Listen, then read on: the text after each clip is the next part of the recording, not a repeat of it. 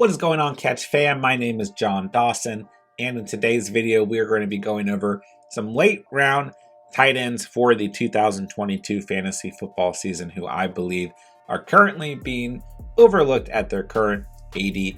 If you do enjoy today's video, make sure to hit that like button down below. Drop a comment with what tight ends you think are being undervalued moving into the 2022 fantasy football season, and of course hit that subscribe button down below and join the Catch fam today. First up on the list, we've got Hunter Henry, who finished as a top 10 tight end in PPR scoring formats last season. He was an absolute security blanket for a rookie Mac Jones, especially in the red zone, finishing with 9 total touchdowns last season. He had 75 targets, 50 receptions, and just over 600 receiving yards. We've always known what Henry is capable of doing. He was a very serviceable tight end when healthy with the Los Angeles Chargers, and I think he will continue to be a very productive tight end with the New England Patriots and Mac Jones' sophomore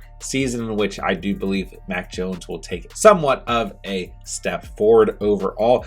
Listen, I think Hunter Henry is a phenomenal tight end too to have on your squad if you do go out and get a tight end early, but I also think he's a perfectly fine tight end one if you choose to draft a tight end later in your overall draft. I really think that Henry is an absolute steal, where I've seen him being taken in our weekly mock drafts, as well as where I've seen him being taken in Underdog live drafts as well. Overall, I think that he should be on everyone's fantasy boards just based off his numbers last year alone, and I just think he's an absolute steal and really is a tight end who will be in much more conversations as the regular season continues to approach. Next up, I've got Noah Fant, who I know you guys have given me a lot of crap for here at the Catch, and I know my co-host Steven is going to absolutely roast this one because I have been mentioning Noah Fant non-stop. Listen, at the end of the day, Noah Fant was a top 12 tight end last year in PPR and standard scoring formats. He moves to Seattle. That offense looks very bad at the moment. They've got DK Metcalf, they've got Tyler Lockett. I don't know how long those receivers will be sticking around. You return to the run game with Rashad Penny and Chris Carson, hopefully healthy. The offensive line is bad, the defense is bad, and I get it, Drew Lock is not a very good quarterback whatsoever, but at the end of the day, Drew Lock and Noah Fant have been together for most of their respective careers, and they do have that chemistry. So at the end of the day, I actually think that Noah Fant has a shot to easily finish within the top 15 at the tight end position in PPR scoring formats. Last season, he had 90 targets, 68 receptions, 670 receiving yards, and 4 touchdowns. In most of our mock drafts, he is going completely undrafted, but in best ball live drafts, I have seen him being taken in every single draft. Now, granted, those are a little bit deeper overall teams. You do have 20 selections, but at the end of the day, I really think that as the fantasy season draws closer and closer, that there is a good shot that Noah Fant is on a lot of draft boards, especially in full PPR leagues, and especially if you play in a 14-man league plus. So overall, all I'm saying is look at the stats last year. Look at the fact that he gets a quarterback who he has had previous chemistry with, moving to Seattle. I get that there's a lot to not like here, but overall, all I'm asking is look at the stats, look at what he did last year, look at where he finished last year, and just add him to your boards and keep him in your thoughts. If you completely fumble at the position, I do think that Noah Fant is 100% worth looking at. And even if you don't, guys, year after year, the tight end position just gets absolutely decimated. There's no depth at all. I don't think that Noah Fant is that bad of an addition to your fantasy boards moving into 2022. Next up, we've got Hayden Hurst. Listen, he has really not done anything from a fantasy standpoint in quite some time, really since 2020. So a full year removed from kind of that breakout type year, right? But listen, I like where he's headed, okay? He joins the Cincinnati Bengals, who have one of the most explosive offenses in the league. They lost our boy CJ Uzomah last season after their Super Bowl loss. And listen, all I'm saying is if you completely fumble at the tight end position, or if you play in a deeper league, take a look at Hayden Hurst. There's not a lot to go at based off of his statistics from last season. So this is more of a player that you're going to be taking a gamble on.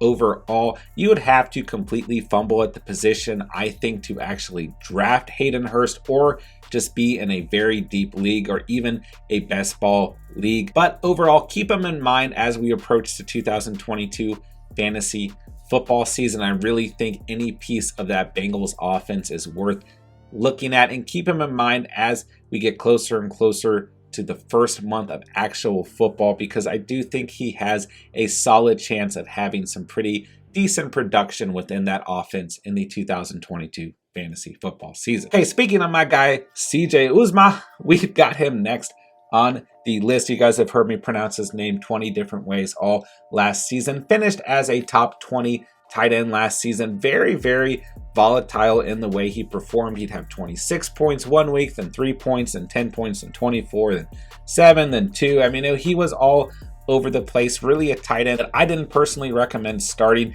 a lot last season, just because he did not know what you were going to get out of him.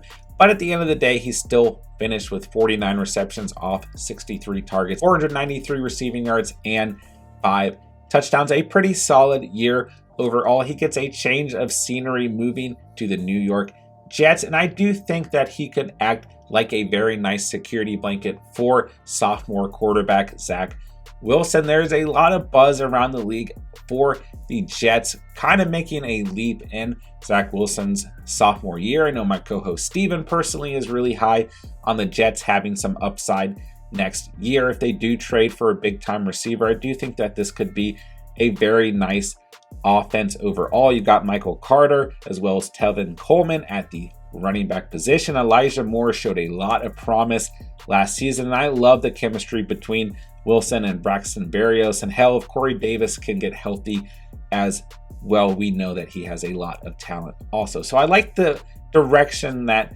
this Jets offense is moving in. I'm not 1000% sold on them overall, but once again, if you play full PPR, if you play in deeper leagues, if you play in best ball formats, then I absolutely think that CJ Uzomah should be on your draft boards moving into the 2022 fantasy football season. Last on the list, I've got Gerald Everett, a tight end who has been relatively volatile at times throughout the past couple fantasy seasons. Still managed to finish as tight end 21 in both standard and PPR scoring formats last season. Not a tight end that I was crazy about starting last season with Seattle, but he still finished with 63 targets, 48 receptions, 478 receiving yards, and 4 scores. Not an awful season by any means, and he moves to the Chargers, who are going to be one of the best offenses in the league. I think, and a lot of fantasy managers don't really need to go over this offense. We know what this receiving core looks like. There is some buzz that the Chargers may go out and get a rookie receiver in this year's draft as well. The running game is very strong. The offensive line is good. Justin Herbert is an absolute animal, and this defense is really making waves this offseason to be one of the best defenses in fantasy football and in regular season football next year as well. So I'd like taking a chance on Gerald Everett. He is a tight end who is essentially going undrafted in most of our mock drafts, or going very, very late in our live underdog draft. So I think that Gerald Everett is worth a shot if you absolutely fumble at the position, or if you'd like a tight end to complement maybe a Dawson Knox who had some injury concerns last year, or another high tier tight end like a Darren Waller or George Kittle who had injury concerns last year, right? If you're looking for a tight end two towards the end of the draft for some security, or if you play in deeper leagues like I just said, I think that Gerald Everett is absolutely worth a shot as he gets that very nice change of scenery with the Chargers. And that'll do it for today's video. If you did enjoy today's content, make sure to smash that like button down below. Drop a comment with what you thought about these late round tight ends overall. And of course, hit that subscribe button. Join the Catch family on the road to 1,000 subscribers. With that, I'll say thank you guys so much for watching and or listening. And remember, you saw it here on The Catch.